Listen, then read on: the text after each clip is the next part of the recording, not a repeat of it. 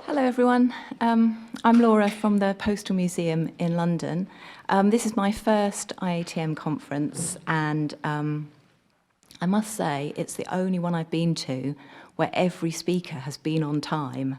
And I can only assume that's because everyone's scared stiff of Sam and overrunning. So this may be where it all falls to bits and I let people speak for too long, but I'll do my best. So this session is about relevance in museums, but in a way it's a bit strange to say that the whole of the morning wasn't about relevance, because of course it was. It was about what we do as museums, how we operate, and intangibly in there, in some ways, who we serve. So I think people talked about the museums and the displays and the green agenda. But now in this afternoon session, I think a couple of people will talk a bit more about audiences, who's coming, how we're talking to them, and also about how we're collecting and how we stay relevant. So the first session, I'm going to hand over to my colleague Chris, who's going to talk about exactly that, collecting COVID-19. Thank you, Laura. Good afternoon, everyone. As Laura says, my name is Chris Taft. I'm Head of Collections at the Postal Museum in London. This is also my first IATM conference, although I have been involved in various other conferences in the past of communication museums.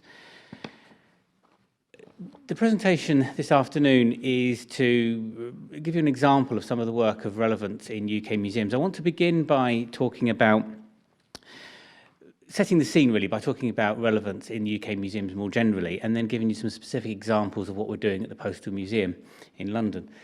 The paper today has been prepared jointly by myself and my colleague Joanna Espin, one of our curators. She isn't here today. She's off looking after a newborn baby at the moment, but she has contributed to this paper, and she's also contributed to the short extract of films that you'll see at the end, and she was responsible for that project. So the question of how relevant a museum's collection is to audiences today is one that's been debated in museums for a long time. In more recent years, however, it's become an even more hotly debated topic, triggered by several world events and changing attitudes in society. For many years, the concept of collections being owned by, managed or cared for by specialists for the education of the public held fast. Even today, in some UK museums, the job title of keeper is retained, implying an ownership of collections and the notion of them being let out only under special circumstances. The more commonly used job title of curator takes its origins from the Latin for someone who takes care of or manages or cares for something, perhaps more in keeping with the modern notion. However, this too is now being challenged, and unlike many professions, including within the heritage sector itself, there is no clear definition of the role of a curator. They can be anything from someone who looks after a national collection or even an international collection considered to be of huge historical, cultural and financial value, and range from humble social history items to entire buildings and landscapes, or someone who looks after a small collection of items collected often privately. Salaries can range from hundreds of thousands a year to nothing. Compare this to other roles in the sector, even in what might be seen as direct comparison roles, such as archivists in the UK archive sector, where there is a much clearer definition of the roles and a clearer definition and structure to the salary, monitored closely by the UK Archives and Records Association. In the last 20 years or so, the notion of how collections are managed, shared and looked after is changing. How collections represent the communities they serve is becoming more important. World events have, if anything, driven this change and given additional motivation to the sector to change and improve. In 2018, the UK Museum Association launched its Collections 2030 campaign, aimed at addressing the issues facing collections over the coming decade and looking to make collections more empowering, relevant and dynamic.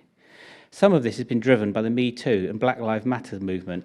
Most pressingly of all, however, has been the impact of the COVID-19 pandemic and how this has impacted audiences to museums. In 2005, the Museum Association launched its Collections for the Future research, and it was notable how much has changed since then. Even the language of the report is very different to the language of the more recent work on empowering collections or decolonisation. The aims in 2005 were more about increasing access to collections, looking at collections mobility, and talking about how many museums do not have access to the expertise they need to develop their collections. This is in marked contrast to the view today that collections, their access and interpretation should be led by the communities that create the stories. There was great emphasis on improving documentation, greater collaboration within the sector, and improving links with higher education to increase the expertise within the collections management world. Today, museums in many places are much more interested in working with communities and audiences and expecting audiences to drive and lead content. This is certainly the approach that we're taking at the Postal Museum in London, looking to create content that's owned by the collections team but is led by our audiences. UK museums in 2022 are being led more by the social agenda, influenced by world events. Whilst it's been a topic for UK museums for a few years now, the matter of how we represent the past and how our collections are relevant to today were brought to light by the Black Lives Matter protest in Bristol in June 2020. Most notably, the toppling of a statue of Edward Coulson, which was graffitied, pulled down and then tossed into Bristol Harbour. This act puts how symbols of the past are seen by people today as front-page news. The statue was later retrieved from the harbour and is now on display in a museum in Bristol, interpreted in a completely new way, one curated by the protesters. Keeping museum collections and the stories they tell relevant is not easy. Understanding the significance of something today to people in the future is a major part of what we do when looking after museum collections. Within the UK, the Collections Trust, or the organisation that support good collections management practices, set the standard for documentation, cataloguing, and collections management more generally, are currently consulting on an update to their documentation standard known as Spectrum. They want cataloguing work to think more broadly about the information that is collected about an object, and for it not to just be from an expert's point of view. If the changes take place, documentation will include information about owners' contributions towards an object, including such things as personal experiences and responses, something that is not presently required. The new definition for cataloguing, if adopted, will be the ongoing process of managing information about collections, often from multiple perspectives, to meet the needs of a range of users. They're also thinking more about how collections are used, broadening work around documentation that traditionally covered objects going on display or loaned into or out of the museum. Making collections more relevant to museums, to a more diverse audience in Britain, is the focus of the work of the Museum Association's latest campaign on decolonising collections. It's a slow burner project. It's one that will not be solved overnight. However, actions such as the worldwide protests seen in the wake of the George Floyd murder in the US have in some cases pushed this up the agenda, as has the work of decolonisation led by UK organisations such as the National Trust, whose work on reinterpreting their sites met with mixed reactions. However, despite the headline event, it is acknowledged by all this will take time. The sudden and largely unexpected arrival of the coronavirus disease, COVID-19, in late 2019, however, pushed relevancy onto the agenda of many museums in a pressing way. Museums quickly realised that to fully collect the story of COVID-19, the pandemic and the lockdowns, people were going to have to act fast. This was an opportunity to capture first-hand experiences of a global event as it happened from within it, rather than waiting and doing what museums often have to do and capture these events years, decades, or even centuries later. Much of what was happening was also intangible and ephemeral. It was a case of capture it now or never. There was, of course, also the issue to face of collecting a live story sensitively. For many, it was something too recent, personal, and raw to talk about. There was also ethical issues about trying to collect evidence of things that were not only in great need, but also in short supply. The idea, for example, of trying to collect examples of personal protective equipment, PPE, when there were such shortages, was completely unthinkable. At the Postal Museum, we recognised that the Postal Service was playing a key role in the UK's response to the pandemic, distributing letters and leaflets, sending out and delivering testing kits, and helping people keep connected physically through the post when separated by lockdowns. People were also turning to familiar things, such as the post, in their responses. Postal workers were designated as key workers during the pandemic, and people began a tradition that continues to this day of adding decorative toppers to pillar boxes, partly in response to finding an activity to occupy, and partly just to bring some much-needed cheer to the streets. At the Postal Museum, we want to try and capture this story and capture these developments. And so we began really by looking at what was going on. We devised a strategy, thinking about what we wanted to collect, how we wanted to collect, and what resources we required for it. We wanted to monitor the fast-changing stories in different ways and to think about how we collected and what we collected and how we told those different stories. So we began with a public call-out, just collecting things that people had gathered personally, things that people had created, often cards made by children for grandparents. Children often separated from their grandparents for long periods of time and were making cards. People also making humorous cards, reflecting the nature of the staycation, as it became known. And also some greetings cards specifically around the pandemic itself, including cards relating to giving people the COVID disease and more humorous cards related on sort of things that were familiar to the British public at the time. So our project, COVID-19 and the Post, expanded to look at a range of different aspects of what was going on. And what we did is we turned to our staff. So we wanted a broad, not a sort of curator-based interpretation of the story, but looking at what and how people themselves, and members of our staff and their families, were using the postal service. And what we decided to do was to interview a number of companies that were influenced or changed in their operation by the pandemic. So we approached companies that had an established model of distributing their products to people around the country and indeed around the world, but also companies who established themselves during the pandemic or changed their operation during the pandemic to use the post. And to finish, I'd like to just share with you a couple of excerpts from the interviews that Joanna, my colleague, conducted as part of this COVID-19 Commerce and the Post project. There are about a minute and a half or so each one.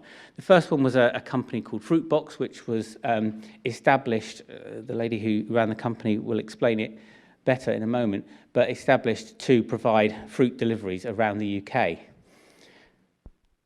Yeah, definitely. They've found it really reassuring, I think, because especially during the first lockdown, when they would, we've got an elderly couple who explained to me that they spent ages queuing outside a supermarket, waiting to get in, and then when they did get in, they found it really stressful because it was just a horrible environment because everyone was wearing masks and they were worried they were going to catch the virus, and then when they eventually got round to the fruit and veg aisle, there was nothing there that they actually needed.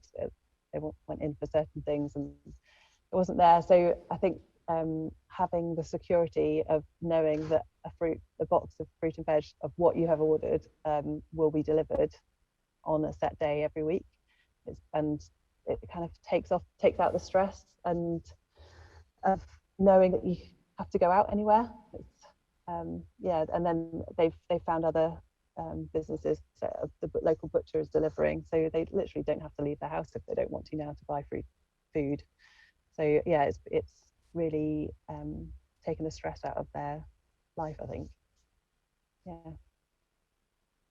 So as an interesting sort of footnote to that interview, she explained the origins of the company. That company has since gone out of business and no longer trades delivering the fruit and veg in the way it did. So it was very much something that obviously existed in response to a direct need at the time, a need that has perhaps arguably now passed. The next company we spoke to was a much bigger company and one that was already using the postal service, a company called Bloom and Wild, may be familiar to some of you.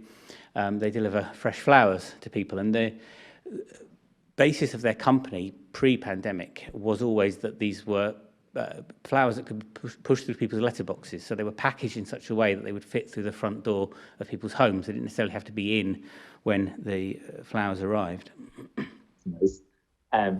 Actually, found a quote from one of our customers who said, "I can't kiss or hold my children. They're in various places around the country. I can look at my flowers and card, and I just know everything will be okay. Thank you for carrying on your service. It means so much to so many people." And I think that's really sums up how our customers have felt about Bloom and Wild and the role that we've been able to play during their lives over this difficult year.